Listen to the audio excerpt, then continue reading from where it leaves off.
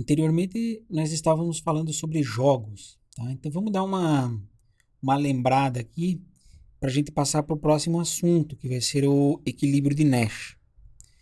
É, então, assim, recapitulando aí o que a gente viu, né? A gente falou da definição de jogos, vimos diversos exemplos aí de jogos, né? Muitos daqueles se enquadravam nos jogos tipo Dilema do Prisioneiro, tá? Nesses jogos que a gente viu, que eram os mais, vamos dizer, mais simples, a gente tinha o que a gente chamou de estratégias dominantes, tá? A estratégia dominante é aquela estratégia que, independente do que o outro jogador vai fazer, você sempre tem uma melhor estratégia para escolher, tá? Então não importa o que os outros fizerem, você sempre tem uma melhor estratégia. E aí seria fácil de você entender o resultado do jogo, né? O prever o que os jogadores vão jogar, qual a estratégia que os jogadores vão jogar, tá? E no final, no final, né, da última, desses últimos vídeos que a gente fez ali, a gente viu alguns exemplos que não continham as estratégias dominantes, tá? E aí, nesse caso, a pergunta que surge neles, então qual que é o resultado do jogo, né? Quais vão ser as estratégias que os jogadores vão usar, tá? Vão jogar. Então, ainda recapitulando, né? A gente parou bem nesse ponto, porque a gente tinha definido aqui um jogo que a gente chamou jogo dos três clientes, tá? Então, bom, tinha toda uma história lá, um contexto sobre como é que funcionava isso, mas no fundo isso se traduzia nessa matriz aqui de payoffs, tá? E a gente chegou a fazer também análisezinha, né, igual a gente fazia para ver se a gente obtinha algum entendimento do jogo. Então, assim, a gente fixava, né? Fixa a firma 1, e aí, assim, se a firma 2 escolhe A, então a firma 1 escolhe tatatã. Né? A gente fez tudo isso daqui.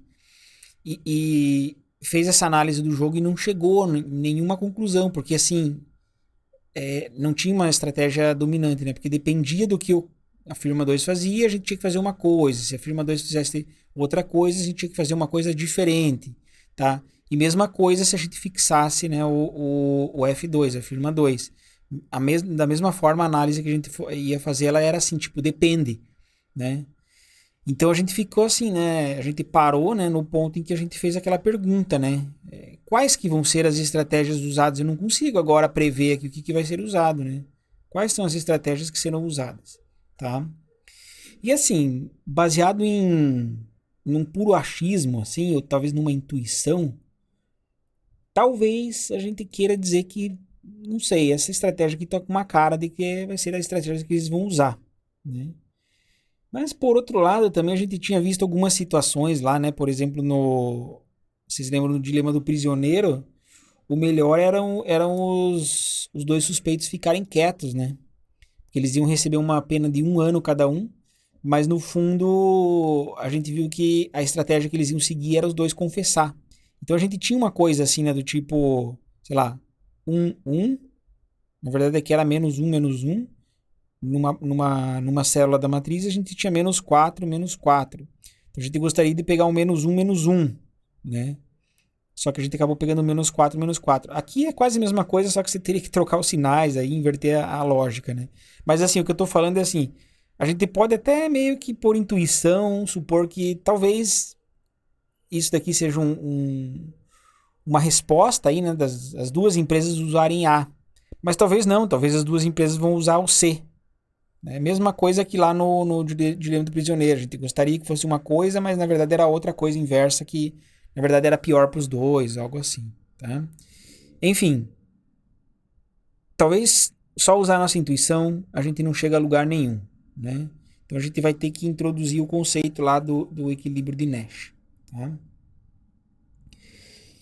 Então o equilíbrio de Nash foi proposto aí por esse cara aqui, o John Nash, lá em 1950, tá?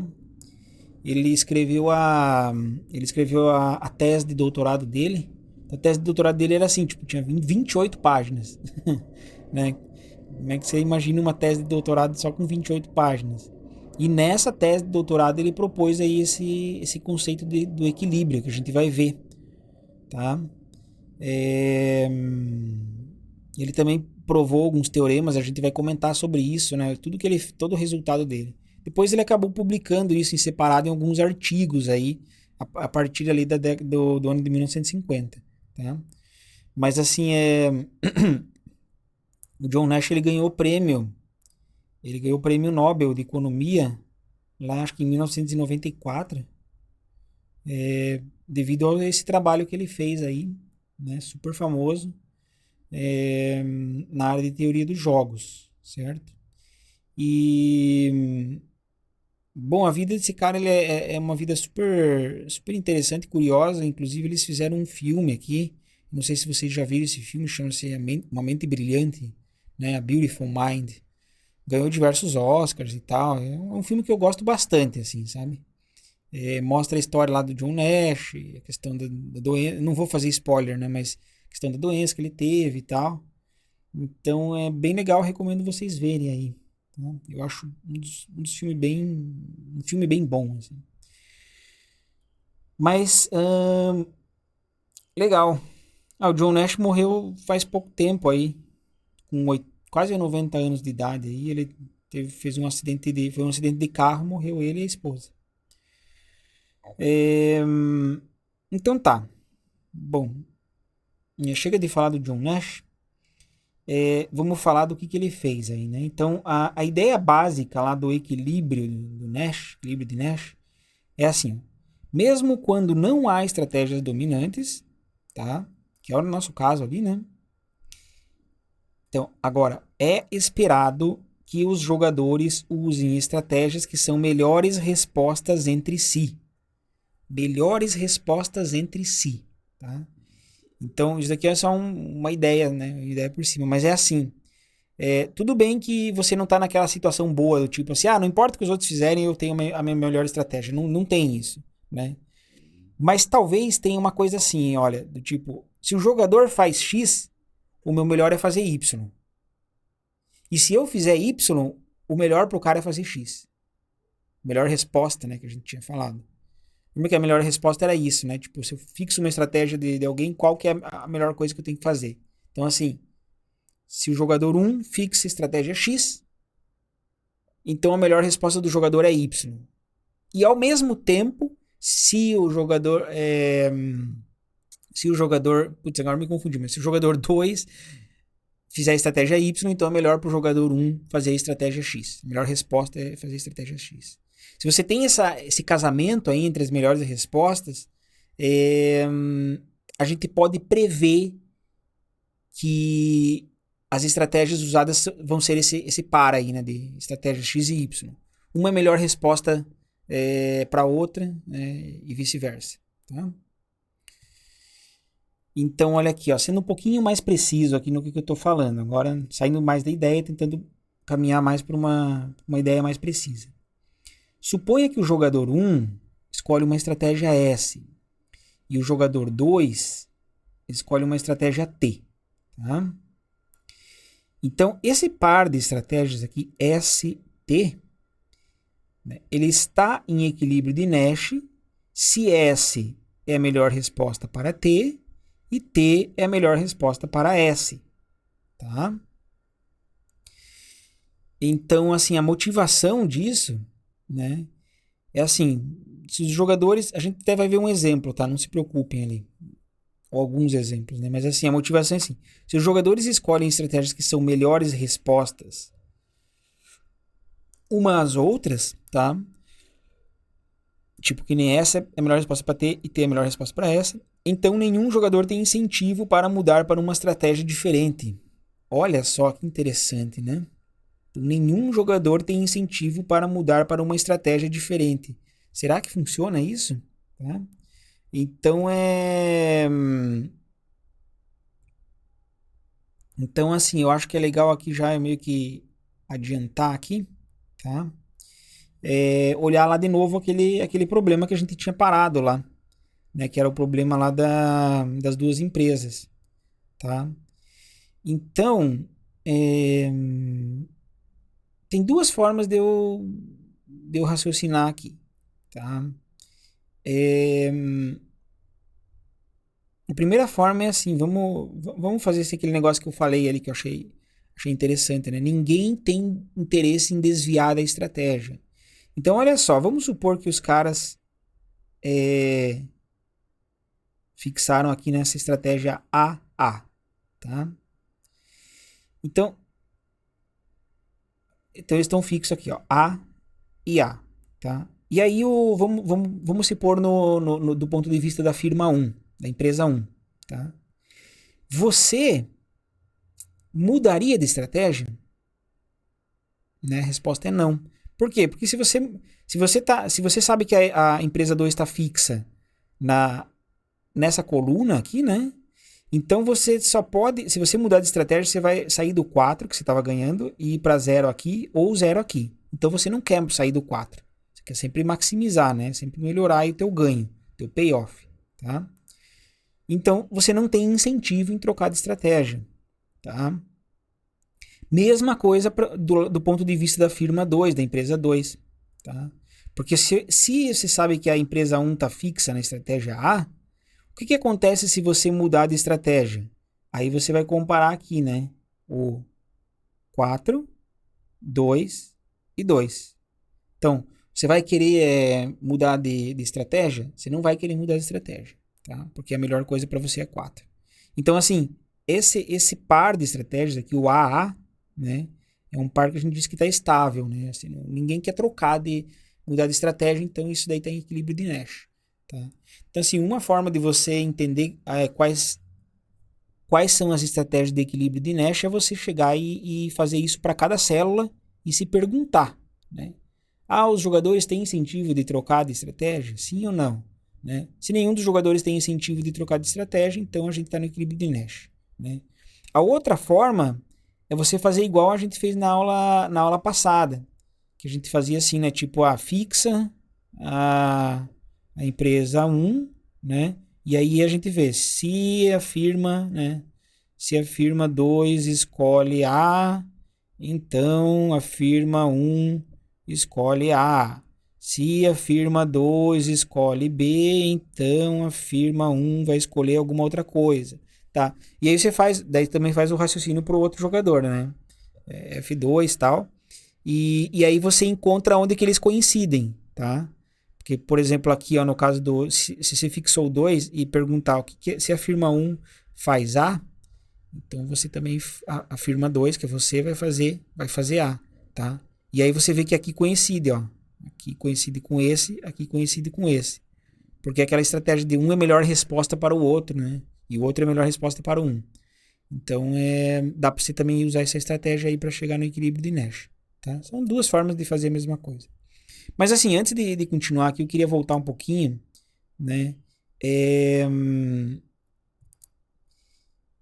discutir um pouquinho mais assim sobre essa ideia do equilíbrio de Nash, tá? Então, o equilíbrio de Nash, ele não pode ser obtido puramente pela racionalidade por parte dos jogadores, tá? Por que não, né? Porque racionalidade era aquela coisa, né? Tipo assim, a gente olha, faz aquele raciocínio das estratégias, né? Tipo aquele que eu fiz aqui, né? Fixa um ponto de vista do F1, fixa o ponto de vista do S2. E aí, se você fizer só isso daí, você não chega na conclusão. Que foi o que aconteceu nos vídeos anteriores aí, né? Tá? Então ele não pode ser obtido puramente pela racionalidade, tá? Ao invés disso, então isso daqui é um conceito de equilíbrio, é um conceito de solução, tá? Então a gente tinha soluções, né? Primeiro, o primeiro conceito de solução que é o mais rígido, vamos dizer assim, conceito de estratégia dominante a gente viu anteriormente, tá? Agora a gente tem esse conceito de equilíbrio de Nash que é um outro conceito de solução. Ele é um conceito um pouquinho mais assim flexível, talvez, tá?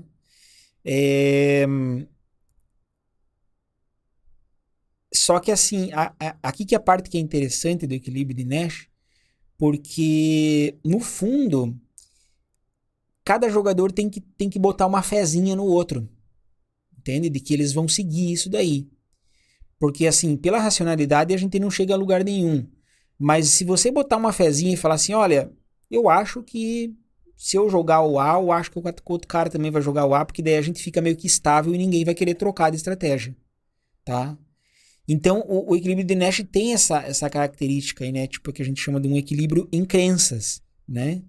É, Então, se cada jogador crê que o outro vai realmente jogar uma estratégia de equilíbrio de Nash, então ele está disposto a desempenhar o seu papel no equilíbrio de Nash, né? Então, assim, se você crê que ele vai... Olha, eu acho que esse cara aqui vai pegar a estratégia que está em equilíbrio. Ele fala, então eu também vou pegar a estratégia que está em equilíbrio, porque partindo aqui daquela estratégia ali, ninguém vai querer trocar de estratégia depois. Tá? Então, o equilíbrio de Nash ele só funciona aí como uma previsão das estratégias que os jogadores vão jogar, se a gente acredita aí que eles têm essas crenças aí, né, no outro jogador. Tá?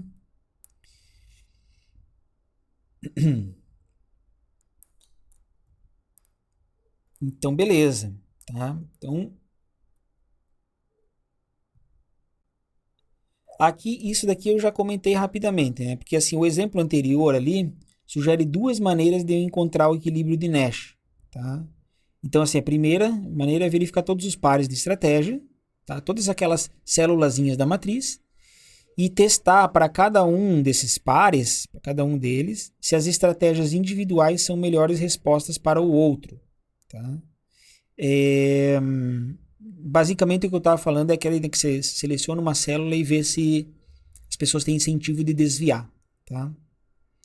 A outra forma é computar a melhor resposta de cada jogador, tá? Que daí seria mais análogo a isso daqui, tá?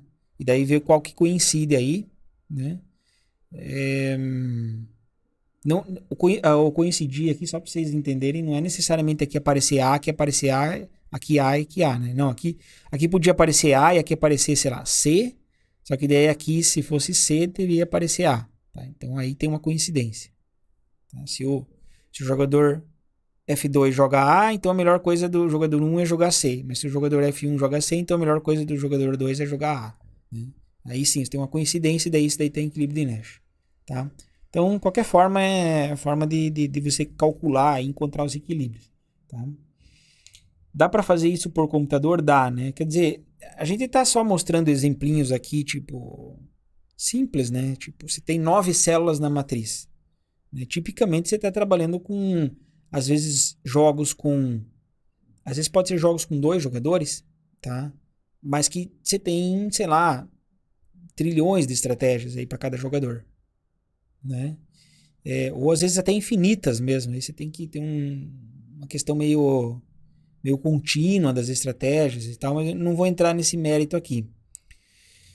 Mas se você tiver um número grande, mesmo 2 jogadores, tiver um número grande de estratégias, você teria que avaliar isso na mão, não é viável, né? Tá? Então, você pode usar o computador para isso. Tá? Se eu não me engano, quando você tem 2 jogadores, você consegue resolver isso de maneira eficiente. Eu digo de maneira eficiente em tempo polinomial. Tá? Se esse termo tempo polinomial não significa... Vocês não entendem o que significa, não se preocupem, tá? Mas eu acho que calcular para 3... Equilíbrio para 3 jogadores ou mais, assim... Equilíbrio desse tipo... Aí eu acho que é mais complicado. Agora eu não lembro direito. Tem um livro lá que chama-se Algorithmic Game Theory. Tá? O capítulo 2 desse livro aqui fica explicando só algoritmos para você calcular equilíbrio de Nash. Tá? Acho que para 2 jogadores você usa a programação linear. Tá? Mas enfim, a gente não vou falar mais nada disso em relação a isso aqui. Tá?